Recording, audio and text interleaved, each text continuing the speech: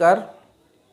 आज फिर आप सबका धन्यवाद करता हूं इस एपिसोड में कि 2 दिन से तबीयत ख़राब रहने के बावजूद भी आज मैं आया हूं। कुछ अच्छा महसूस किया तो आया, काम अधूरा नहीं रहना चाहिए, उसी में मैं लगा हूं। और आज मैं पढ़ाने जा रहा हूं future perfect tense. Future perfect tense एक ऐसा है कि उसके सेंटेंस हिंदी और इंग्लिश में बहुत का अंतर आ जाता है बोलने में। बहुत लोग तो बोल नहीं पाते हैं उसको, इसलिए अक्सर कोई भी ग्रामेरियन कहता है कि फ्यूचर परफेक्ट और फ्यूचर परफेक्ट कंटिन्यूअस को पढ़ना कोई ज़रूरी नहीं है, लेकिन ये ग्रामर का पार्ट है, पढ़ना ज़रूरी हो चाहे ना हो, जानना तो ज़रूरी है। इसका परिभाषा हम एक बार देख लेते हैं कि the form of verb which indicates that the action will be completed in future time is called future perfect tense। यानी उसका रूप, वर्ब का रूप ये बताता है कि फ्यूचर टाइम में यह कंप्लीट हो चुकेगा, फ्यूचर टाइम में यह काम कंप्लीट हो चुकेगा और उसी को हम लोग फ्यूचर परफेक्ट टेंस कहते हैं। इसके रूल भी दिए हैं।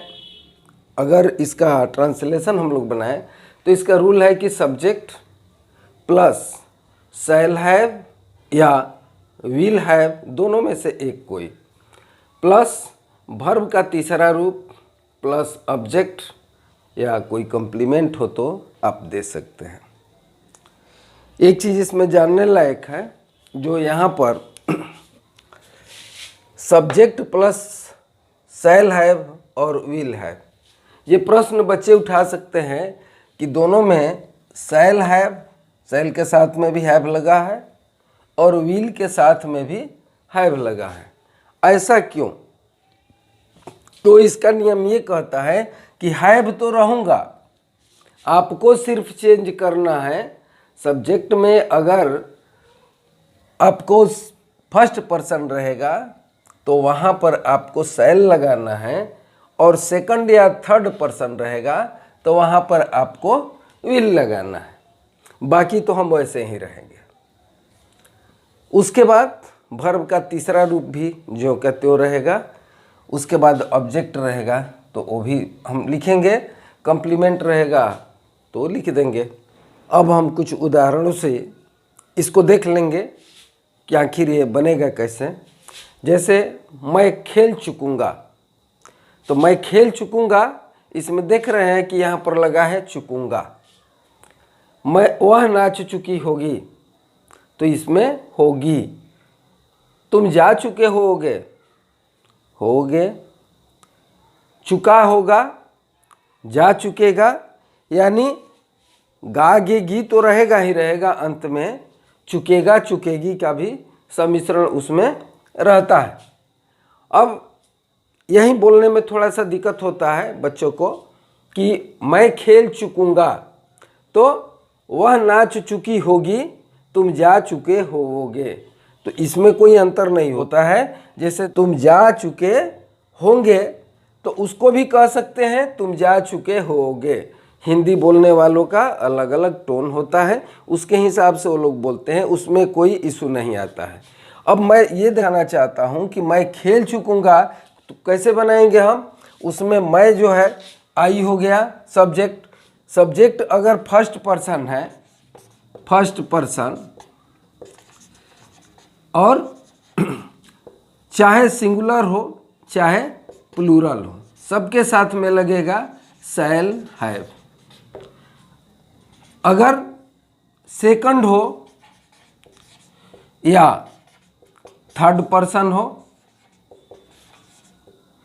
इसमें चाहे जो भी नंबर हो, सिंगुलर हो या प्लूरल हो, he she it they, he she it they, you, जो भी हो, दोनों ही पर्सन में, सेकंड में और थर्ड में, चाहे सिंगुलर नंबर हो या प्लूरल नंबर हो, सब में हम विल हैव का प्रयोग करते हैं। उसी तरह से हम देखेंगे यहाँ पर कि मैं खेल चुकूँगा में क्या होगा, आई शैल हैव प्लेड। आई के बाद शैल हैव हमने लगा दिया, प्ले का तीसरा रूप हो गया played.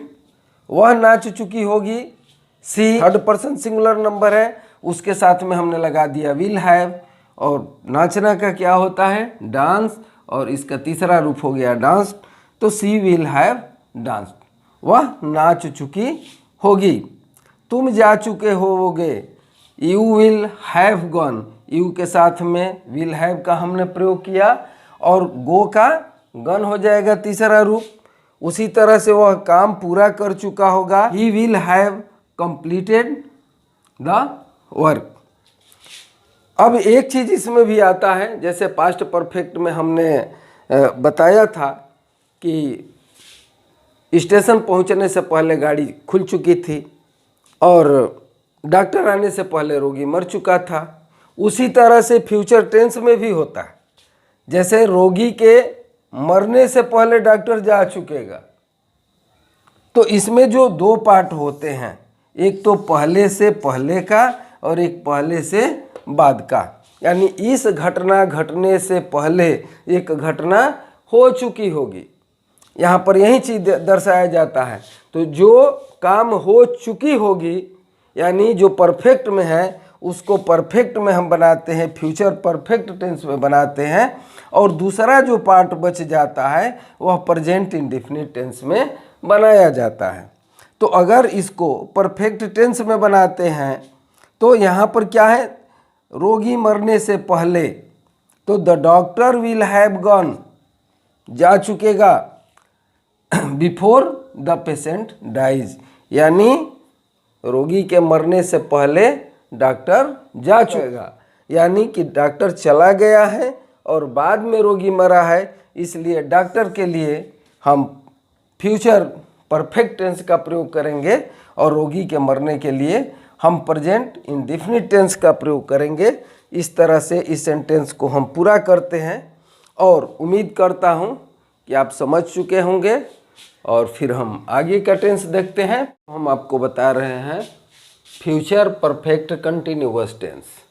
Future perfect continuous tense, जिस फ्यूचर टेंस से यह पता चले कि काम आगे आने वाले समय में पहले से ही होता आ रहा होगा, यानी काम तो होगा लेकिन उसके पहले से होता आ रहा होगा, यानी पहले तो कुछ काम हुआ ही होगा लेकिन उसके बाद भविष्य में भी काम होता रहेगा, यानी जारी रहेगा। तो इस तरह का जहाँ पर सेंटेंस आए या उससे महसूस हो कि नहीं ऐसा ही काम होगा, तो उसको हम लोग फ्यूचर परफेक्ट कंटिन्यूअस टेंस कहेंगे। एग्जाम्पल में हम देख लेते हैं कि मैं 2 घंटे से पढ़ रहा होऊंगा।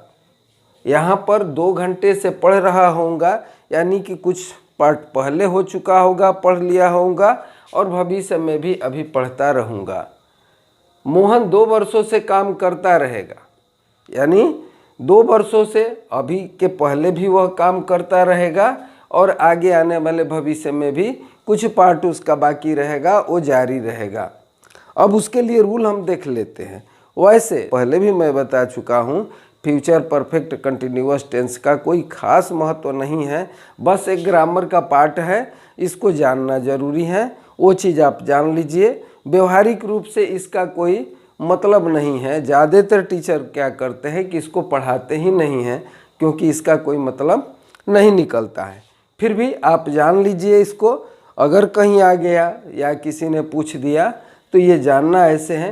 रूल इसका क्या है कि सबसे पहले सब्जेक्ट लिखेंगे, उसके बाद शैल हैव बीन का प्रयोग होगा, उसके पर्सन के हिसाब से, उसके नंबर के हिसाब से शैल हैव बीन का प्रयोग होगा, फिर विल हैव बीन का प्रयोग होगा और वर्ब के साथ में आईएनजी जोड़ेंगे, उसके बाद फार या सिंस का प्रयोग करेंगे, फिर हम टाइमिंग दे देंगे। यहाँ पर शैल हैव बीन उसके साथ लगेगा जैसे फर्स्ट पर्सन है, फर्स्ट पर्सन के सिंगुलर नंबर और प्लूरल नंबर के साथ में शैल हैव बीन का प्रयोग करते हैं। सेकंड पर्सन के सिंगुलर नंबर और प्लूरल नंबर और थर्ड पर्सन के सिंगुलर नंबर और प्लूरल नंबर के साथ में विल हैव बीन का हम प्रयोग करते हैं। फिर वर्ब के साथ आईएनजी जोड़ेंगे, फार या सिंस का टाइम के अनुसार। निश्चित समय अगर रहेगा तो सिंस का प्रयोग करेंगे, जहाँ पर अनिश्चित समय रहेगा वहाँ पर फार का प्रयोग करेंगे। अब इस चीज़ को हम बना के देख लेते हैं। सपोज दैट लीजिए, मैं 2 घंटे से पढ़ रहा होऊंगा। यहाँ पर सब्जेक्ट मैं है, तो सब्जेक्ट यहाँ पर आ गया मैं, आई के साथ में शैल हैव लगेगा, आई शैल हैव बीन, पढ़ रहा होऊंगा यानी शैल हैव बीन रीडिंग। मैं 2 घंटे से पढ़ रहा होऊंगा, तो यहाँ पर फॉर टाइमिंग दिया है 2 घंटे से, यानी कोई निश्चित उसका समय नहीं लिखा गया है, इसलिए फॉर 2 आवर्स लिखेंगे। दूसरे में हम देखेंगे कि मोहन 2 वर्षों से काम करता रहेगा, यानी मोहन विल हैव बीन, काम करता रहेगा यानी working, will have been working for 2 वर्षों से 2 ईयर्स। इस तरह से हम देख लेते हैं कि ये फ्यूचर परफेक्ट कंटिन्यूअस टेंस का हम लोग वाक्य बना लेते हैं। उम्मीद है कि आप लोग भली भांत इस टेंस के बारे में भी आप जान गए होंगे। अगर वीडियो अच्छा लगे तो सब्सक्राइब कर लीजिए, लाइक कीजिए, शेयर कीजिए। आप लोग को बहुत बहुत धन्यवाद।